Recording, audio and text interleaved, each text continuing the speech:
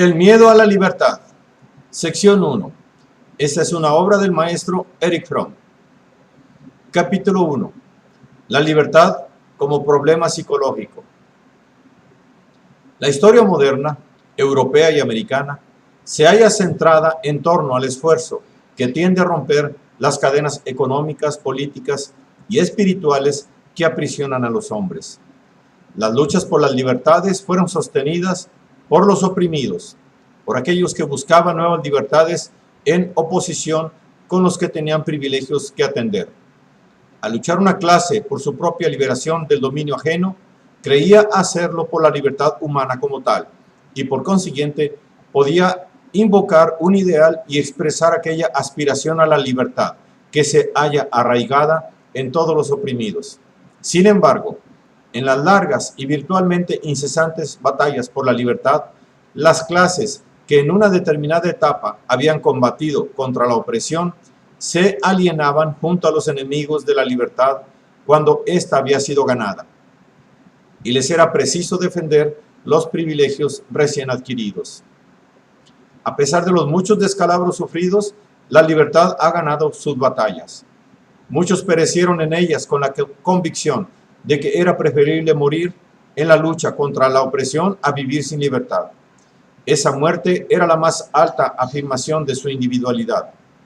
La historia parecía probar que al hombre le era posible gobernarse por sí mismo, tomar sus propias decisiones y pensar y sentir como lo creyera conveniente.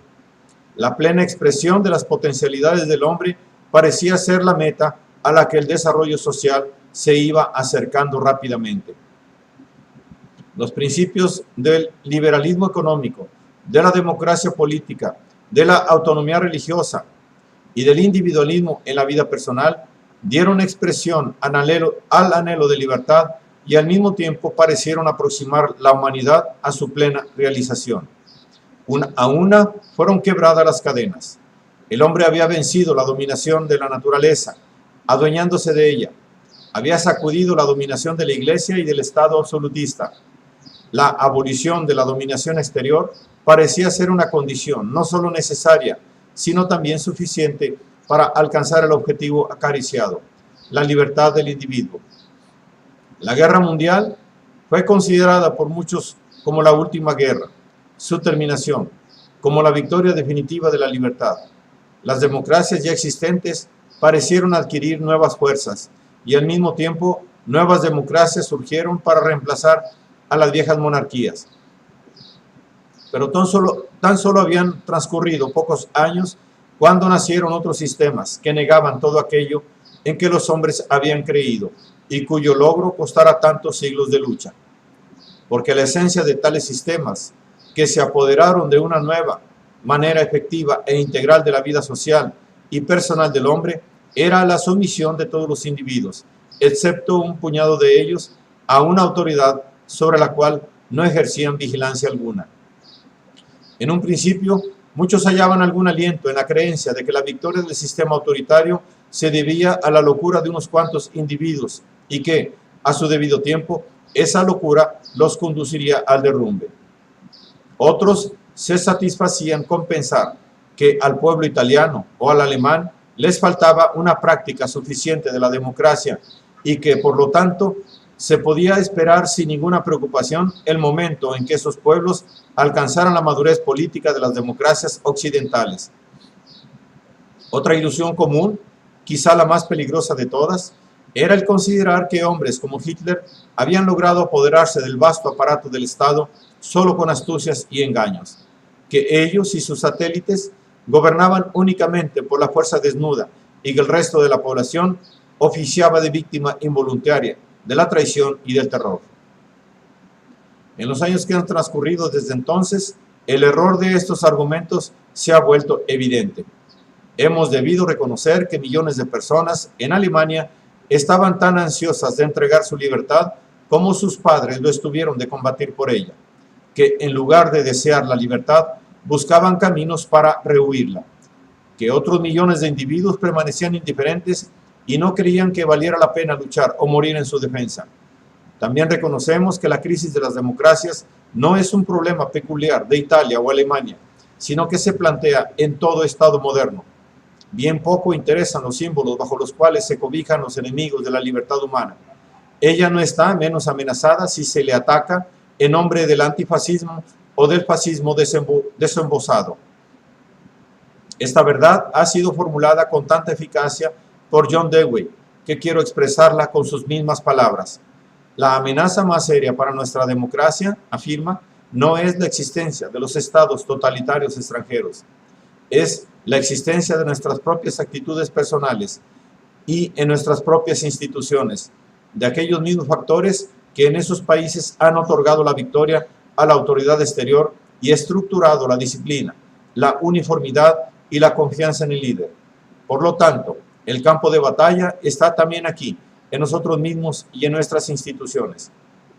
Si queremos combatir al fascismo, debemos entenderlo. El pensamiento que se deje engañar a sí mismo, guiándose por el deseo, no nos ayudará. Y el reclamar fórmulas optimistas resultará anticuado e inútil, como lo es una danza india para provocar la lluvia. Al lado del problema de las condiciones económicas y sociales que han originado el fascismo, se halla el problema humano, que precisa ser entendido. Este libro se propone analizar aquellos factores dinámicos existentes en la estructura del carácter del hombre moderno, que le hicieron desear el abandono de la libertad en los países fascistas y que de manera tan amplia prevalecen entre millones de personas de nuestro propio pueblo. Las cuestiones fundamentales que surgen cuando se considera el aspecto humano de la libertad, el ansia de sumisión y el apetito de poder son estas. ¿Qué es la libertad como experiencia humana? ¿Es el deseo de libertad algo inherente a la naturaleza de los hombres? ¿Se trata de una experiencia idéntica, cualquiera que sea el tipo de cultura a la cual una persona pertenece? ¿O se trata de algo que varía de acuerdo con el grado de individualismo alcanzado en una sociedad dada? ¿Es la libertad solamente ausencia de presión exterior o es también presencia de algo? Y, siendo así, ¿qué es ese algo? ¿Cuáles son los factores económicos y sociales que llevan a luchar por la libertad? ¿Puede la libertad volverse una carga demasiado pesada para el hombre al punto que trate de eludirla? ¿Cómo ocurre entonces que la libertad resulta para muchos una meta ansiada, mientras que para otros no es más que una amenaza? ¿No existirá tal vez, junto a un deseo innato de libertad, un anhelo instintivo de sumisión? Y si esto no existe, ¿cómo podemos explicar la atracción que sobre tantas personas ejerce actualmente el sentimiento al líder? El sometimiento se dará siempre con respecto a una autoridad exterior, o existe también en relación con autoridades que se han internalizado, tales como el deber o la conciencia, o con respecto a la coerción ejercida por íntimos impulsos, o frente a autoridades anónimas, como la opinión pública. ¿Hay acaso una satisfacción oculta en el sometimiento? Y si la hay, ¿en qué consiste? ¿Qué es lo que origina en el hombre un insaciable apetito de poder? ¿Es el impulso de su energía vital o es alguna debilidad fundamental y la incapacidad de experimentar la vida de una manera espontánea y amable? ¿Cuáles son las condiciones psicológicas que originan la fuerza de esta codicia? ¿Cuáles las condiciones sociales sobre que se fundan a su vez dichas condiciones psicológicas? El análisis del aspecto humano de la libertad y de las fuerzas autoritarias nos obliga a considerar un problema general, a saber, el que se refiere a la función que cumplen los factores psicológicos como fuerzas activas en el proceso social. Y esto nos puede conducir al problema de la interacción que los factores psicológicos, económicos e ideológicos ejercen en aquel proceso. Todo intento por comprender la atracción que el fascismo ejerce sobre grandes pueblos nos obliga a reconocer la importancia de los factores psicológicos. Pues estamos tratando aquí acerca de un sistema político que, en su esencia, no se dirige a las fuerzas racionales de autointerés, sino que despierta y moviliza aquellas fuerzas diabólicas del hombre que creíamos inexistentes, o por lo menos desaparecidas hace tiempo. La imagen familiar del hombre durante los últimos siglos había sido la de un ser racional, cuyas acciones se hallaban determinadas por el autointerés y por la capacidad de obrar en consecuencia. Hasta escritores como Hobbes, que consideraban la voluntad de poder y la hostilidad como las fuerzas motrices del hombre, explicaban la existencia de tales fuerzas como el lógico resultado del autointerés, puesto que los hombres son iguales y tienen, por lo tanto, el mismo deseo de felicidad, y dado que no existen bienes suficientes para satisfacer a todos por igual, necesariamente deben combatirse los unos a los otros y buscar el poder con el fin de asegurarse el goce futuro de lo que poseen en el presente. Pero la imagen de Hobbes pasó de moda. Cuanto mayor era el éxito alcanzado por la clase media en el quebrantamiento del poder de los antiguos dirigentes políticos y religiosos, cuanto mayor se hacía el dominio de los hombres sobre la naturaleza y cuanto mayor era el número de individuos que se independizaban económicamente, tanto más se veían inducidos a tener fe en un mundo sometido a la razón y en el hombre como ser esencialmente racional. Las oscuras y diabólicas fuerzas de la naturaleza humana eran relegadas a la Edad Media y a periodos históricos aún más antiguos, y sus causas eran atribuidas a la ignorancia o a los designios astutos de falaces reyes y sacerdotes. Se miraban esos periodos del modo como se podría mirar un volcán que desde largo tiempo ha dejado de constituir una amenaza. Se sentía la seguridad y la confianza de que las realizaciones de la democracia moderna habían barrido todas las fuerzas siniestras. El mundo parecía brillante y seguro, al modo de las calles bien iluminadas de una ciudad moderna. Se suponía que las guerras eran los últimos restos de los viejos tiempos y tan solo parecía necesaria una guerra más para acabar con todas ellas. Las crisis económicas eran consideradas meros accidentes, aun cuando tales accidentes siguieran aconteciendo con cierta regularidad. Cuando el fascismo llegó al poder, la mayoría de la gente se hallaba desprevenida, tanto desde el punto de vista práctico como teórico. Era incapaz de creer que el hombre llegara a mostrar tamaña propensión al mal, un apetito tal de poder, semejante desprecio por los derechos de los débiles o parecido anhelo de sumisión. Tan solo unos pocos se habían percatado de ese sordo retumbar del volcán que precede a la erupción. Nietzsche había perturbado el complaciente optimismo del siglo XIX. Lo mismo había hecho Marx, aun cuando de una manera distinta. Otra advertencia había llegado, algo más tarde, por obra de Freud.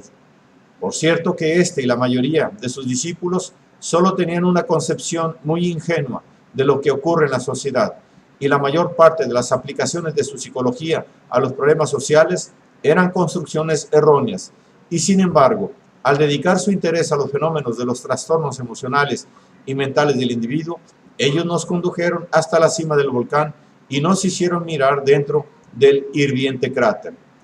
Freud avanzó más allá de todos al tender hacia la observación y el análisis de las fuerzas irracionales e inconscientes que determinan parte de la conducta humana. Junto con sus discípulos, dentro de la psicología moderna, no solamente puso en descubierto el sector irracional e inconsciente de la naturaleza humana, cuya existencia había sido desdeñada por el racionalismo moderno, sino que también mostró cómo estos fenómenos irracionales se hallan sujetos a ciertas leyes y, por tanto, pueden ser comprendidos racionalmente. Nos enseñó a comprender el lenguaje de los sueños y de los síntomas somáticos, así como las irracionalidades de la conducta humana. Descubrió que tales irracionalidades y del mismo modo toda la estructura del carácter de un individuo constituían reacciones frente a las influencias ejercidas por el mundo exterior y en modo especial frente a las experimentadas durante la primera infancia. Pero Freud estaba tan imbuido del espíritu de la cultura a que pertenecía que no podía ir más allá de los límites impuestos por esa cultura misma. Esos límites se convirtieron en vallas que llegaban hasta a impedirle la comprensión del individuo normal y de los fenómenos irracionales que operan en la vida social. Como este libro subraya la importancia de los factores psicológicos en todo el proceso social, y como el presente análisis se asienta sobre algunos de los descubrimientos fundamentales de Freud, especialmente en los que conciernen a la acción de las fuerzas inconscientes en el carácter del hombre y su dependencia de los influjos externos, creo que constituirá una ayuda para el lector conocer ahora algunos de los principios generales de nuestro punto de partida, así como también Las principales diferencias existentes entre nuestra concepción y los conceptos freudianos clásicos.